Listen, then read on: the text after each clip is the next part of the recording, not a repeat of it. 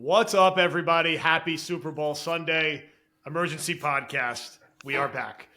Joe, Meegs, Paul, Aaron Rodgers will not be on the New York Jets next year, as long expected, or not long expected, but I don't know, the past month or so, we feel like the wind's been blowing this way. We get a little Jay Glazer report, we get Schefter confirming, we get Samini confirming, all the confirmations coming in that the Jets flew Aaron Rodgers out. They had the conversation, and now it's just a matter of, is he going to be traded? Is he going to be a post-June 1st cap casualty? The headline story here for your Super Bowl Sunday, and as you can see, I was outside shoveling and ran inside when I saw the news, is that Rodgers will not be the quarterback next year. So we're going to just riff with our initial thoughts and feelings. Paul and Meegs, what are your thoughts? Meegs, you go first. You want me to go first? All right. Yeah. I mean, Meegs is glowing. He's so happy right now. Yeah. We kind of knew this was coming. I was telling the guys before I sent out a tweet that I think Rodgers is done. I think the conversations we're hearing about Adams that the Jets haven't spoken to him kind of gave you a opinion of where the winds were blowing, and being able to victory lap that very quickly was, music to my ears. But, this era didn't work. Unfortunately, they pivoted to Aaron Rodgers after failing on taking Zach Wilson second overall. It was a swing that I think a lot of the fan base think is worth doing, but it's not a mistake that you can let linger. So he's not going to be here anymore. All the Packers, family, Devontae, Lazard, they're definitely going to go out the door with him. So we hope we get a draft pick for Devontae. Alan Lazard is going to be maybe my happiest cut since CJ Uzama. So really looking forward to that notification when he gets released. But no, this is the Aaron Glenn show. He's the most powerful decision maker in the entire football department. And for better or worse, he's got the keys. Let's see what he does with it. What you said is what it comes down to. It didn't work, so move on, right? That's the simplest explanation of it all. I think you don't throw good money after bad, first of all. And, it was the right plan at the time for a flailing regime that didn't really have many options left. They just had to do something. They had to try something, and it didn't work, and it's time to go. And I think I was really happy with kind of the way that the news trickled out and the way it went down today for a couple weeks. And it's always easier in hindsight to look back on. But for a couple weeks, the way everybody was speaking was very much, I think, trying to play it like it could go either direction. But then you look back on it with a different eye and you're like, oh, this was kind of happening all along. They had made up their minds. And I love that they flew him in to do it, rather than communicating it through the media or letting it leak out or anything like that. But, get the guy to the table, say, hey, listen, this is what's happening. The news is probably going to start to come out next week. Prepare yourself, do whatever you got to do, right? It was handled the right way. And I love that it wasn't his decision. It was our decision, right? And so they didn't let him kind of control the narrative of I'm leaving the Jets, or this isn't a place I can win, or I'm going to walk away. And so it feels like a full page turning where they're taking the messaging back. They're saying this whole thing that's been going on here the last 2 or 3 years, this is over now. We're doing our thing and we're going to move on from it as quickly as possible. So really, really kind of beautiful sequence of events this morning. Yeah, I think what I'm encouraged by is what you said, the decisiveness. And this didn't drag. It didn't go the entire month of February. There wasn't cryptic media messaging. They handled it like adults. They flew him out to the building. They had a direct conversation with him. It sounds like him and Glenn have been talking since Glenn was hired, which is the appropriate adult way to handle it. Each side offers their POV. I am sure, as it's being implied in some reporting, the Jets were very firm in that if you are coming back, it's going to be under this salary. You will be at all off-season activities. There's not going to be any leniency with that.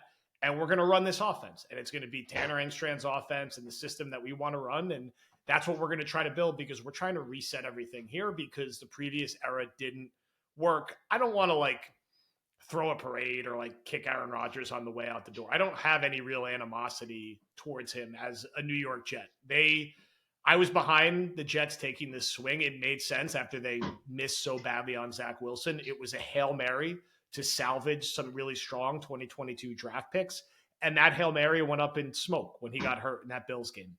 The windows weren't aligned after that, and I think we all hoped that they'd be able to squeeze it last year, but that was probably never realistic with this coaching staff and with his age. And the fact that he played 17 games last year, in my mind, makes it that much more mathematically unlikely he would play 17 games this year. It's very rare for a 42-year-old quarterback to be effective unless you're Tom Brady. So you'd be going upstream against a lot of things. And I think this is a messy financial situation no matter what. This just brings you to the end of that messiness faster by ripping the Band-Aid off and getting it done. I don't know if a team's going to trade for him. I think maybe Devontae, that's a different story. You could find someone who gets a mid-round pick.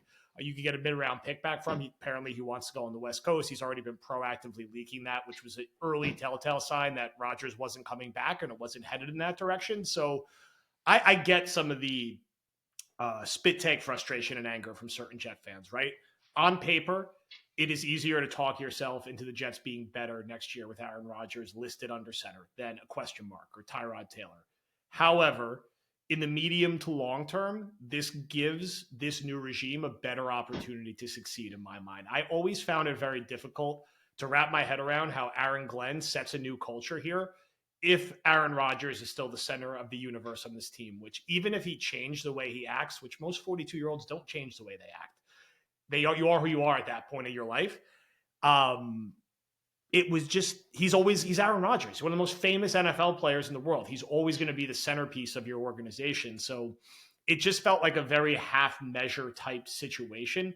If you have the new coach, you have the new GM, you have the new senior football advisor, you're cleaning out the old front office, you have the new offensive coordinator, new quarterback coach, new everything, and you're keeping this one guy and a couple of his buddies from the previous era that just didn't work. And it's not his fault. It didn't work. Credit to him for battling back and playing every game this year. I think the fan sentiment, and I'll close with this for now before I throw it back to you guys, is different if the last game of the year was losing 40-14 to Buffalo and not this sort of like fun preseason game where Rodgers throws 4 touchdowns against a Dolphins team that quit in the first quarter.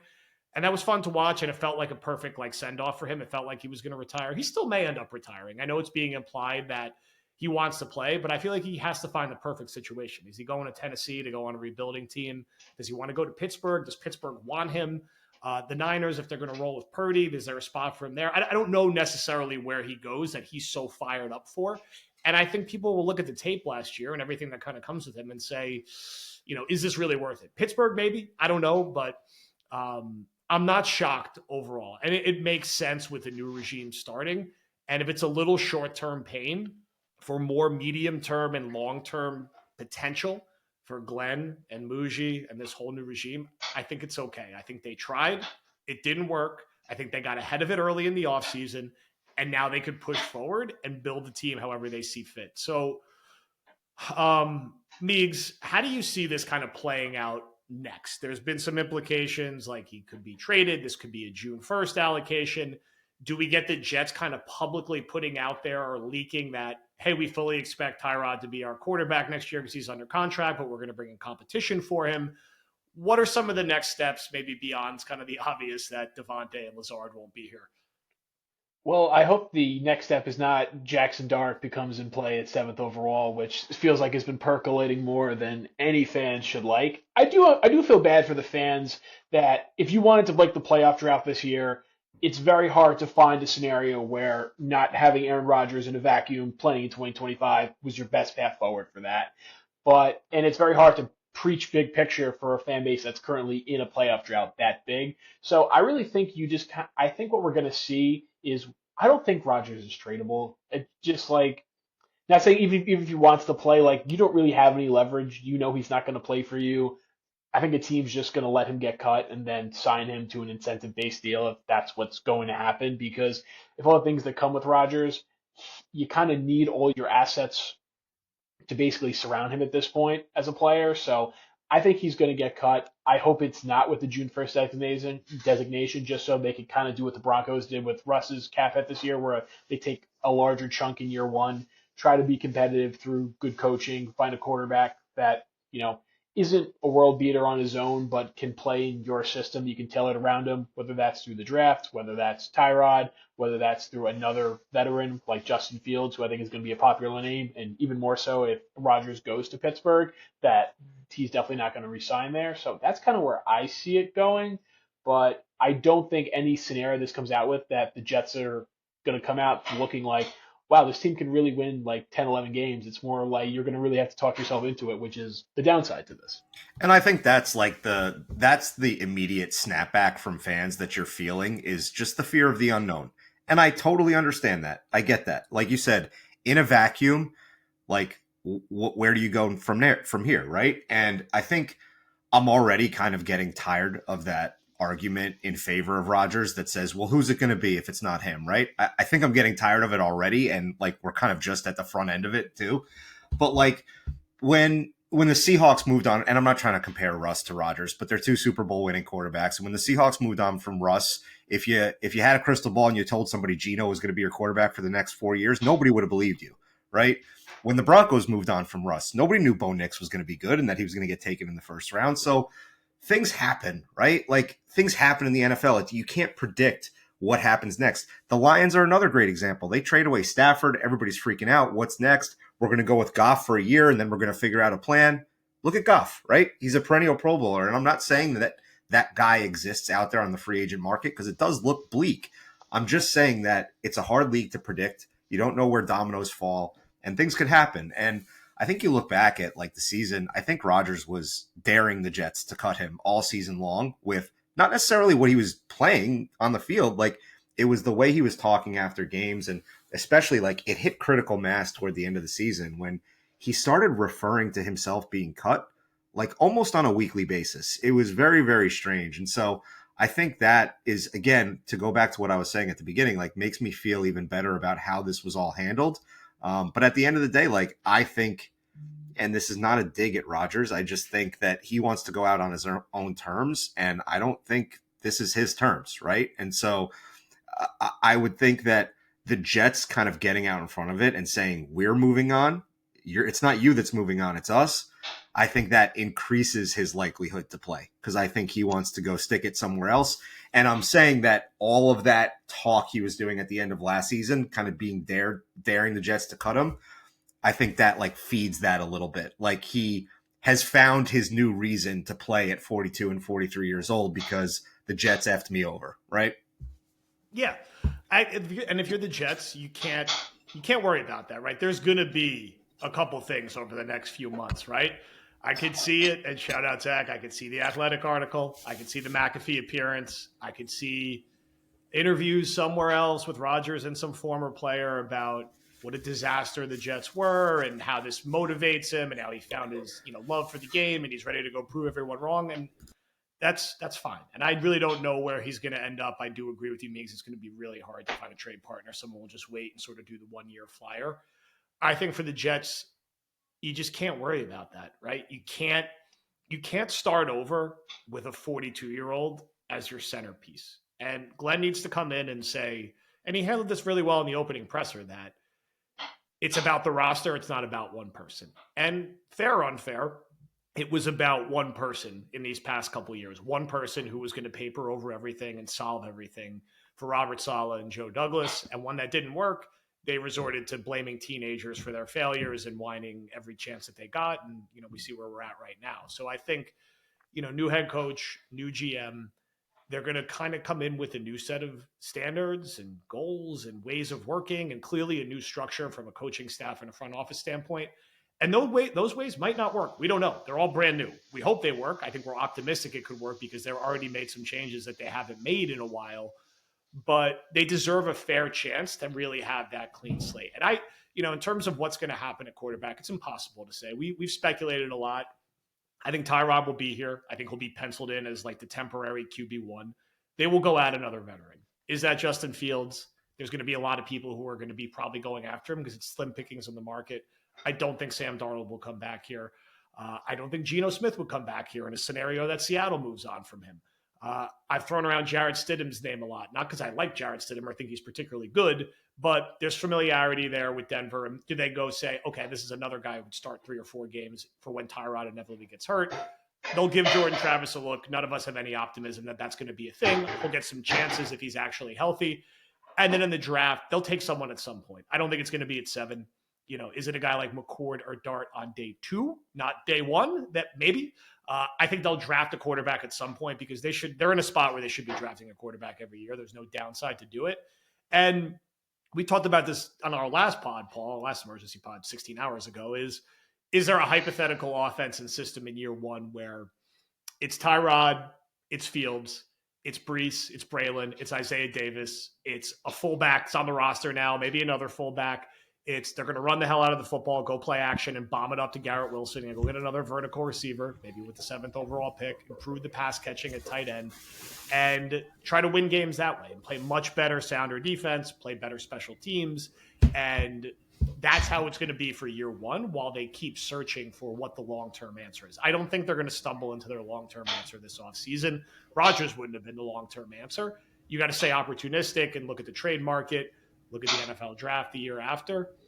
And I do just think it overall makes more sense. There's going to be a short-term bitter backlash. There's going to be some stuff that comes out from Rodgers that is meant to knock on the Jets. It's just easy to forget how bad this was for most of the year. Like I've seen the box score numbers, right? We've all seen them, but we all watched every single Jet snap this year multiple times. In some cases, this was a bad offense, and it was a poorly run offense. And there down the stretch, there were a couple like nice productive moments when you played one of the worst passing defenses in recent NFL history in Jacksonville and a checked out Miami team. But, you think back to like, put the Bills game aside, who's the main team you're competing with, and the Bills just dog walk them up and down the field, and they were totally uncompetitive. Think about that Rams game after they had the little like flash in the first quarter at home. Had they just kind of laid down and died and lost like 19-9 and could do nothing on offense. Think about how they melted in that Seattle game with every single break they got, and they still lost that game. Colts game, same deal. Think about some of the early season opportunities that they missed, not scoring a touchdown against Denver and losing that game. This didn't work. And it's hard to see with a guy being a year older and then trying to learn a whole new system when he had all of his handpicked coaches and all of his handpicked players for the AAU team in place. It didn't work. I just don't know why it wouldn't be any better. So, maybe the Jets would have been 8-9 or 9-8 with Rodgers next year. Maybe they'll be 8-9 or 7-10, or depends how many games a guy like Tyrod could play. But I do think in the vacuum, the Jets made a hard decision, but they made the right decision. And what I appreciate the most is that it was clean and it was decisive and it did not drag on. I thought this would carry to March 1st, like right up to the league year. And they got it done 2 weeks before the scouting combine. This is not going to dominate the whole offseason. This is not the Aaron Rodgers like media show for the offseason. This is the team turning the page, finding a productive way to move on from him, and then adding from there.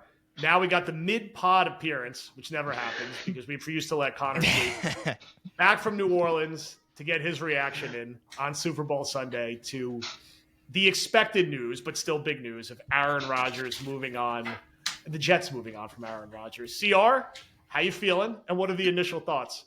I think I feel better than I look. I look like a crackhead that hasn't slept in 2 days because, the not sleeping part's true. The crack part is not. Man, not yet, at least. Yeah, no, I'm good, man. Like, this is, people have been asking me this, especially at Radio Row, when I thought this decision would get made, and obviously it had to happen a couple weeks before the new league year. This is actually earlier than I expected, and maybe you never know the intentions of these things getting out, but the fact that the Jets had him fly, per Jay Glazer, and I'm sure you guys have covered all of this, so sorry I'm coming in just repeating, and we're just controlling the situation, tells you a couple of things. Number one, Aaron Glenn's opening presser day now looks just so authentic when you heard the quote, like, this is about the New York Jets, it's not about Aaron Rodgers, and that's an easy thing to say on day one. It's a harder thing to actually mean.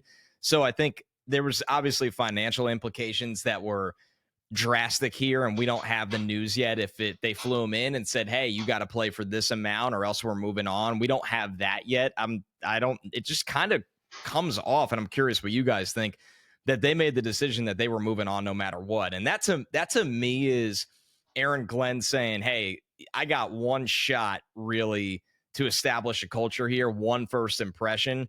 And if I have this team with Aaron Rodgers, it's not about me. It's not about we. It's about him, despite the fact that there's no denying he was probably their best option at quarterback this year. We'll see what they can do. But this is a scenario to me where I think Glenn kind of saw, man, I better kind of establish what I'm trying to do here and not waste any time. Yeah, I think it's a tone setter at the top for the Jets. And we are all surprised a little bit at how quick and how decisive it was, but maybe we shouldn't be after how Glenn handled that opening presser and how he was really direct in the way he sort of framed everything. And I'm just fascinated to see the leaks on the process in the coming weeks. What were the early conversations? Where were the disagreements? All that good stuff. Meegs, Paul, any final thoughts? And then I'm going to throw it to CR to riff a little bit before we close it. And then CR,